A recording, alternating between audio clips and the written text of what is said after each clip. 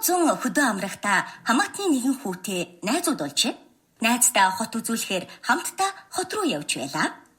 Тэд замдаа цайны газарт хооллох болж худалдан авалтын тооцоогоо хялбархан хийцгэлээ.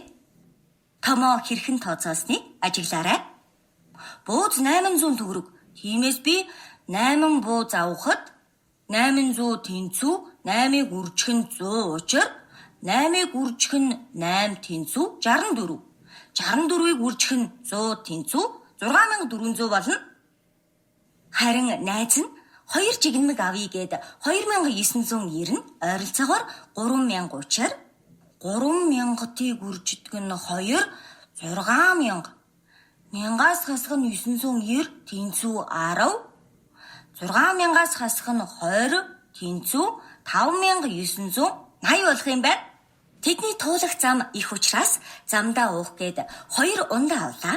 Энэ 2 ундаа 3000 гэж байна. 3000 гэдэг нь 30 зуут бөгөөд 20 ба 10-ын нийлбэр болгоод тус бүрийг 2 дахин багасгана.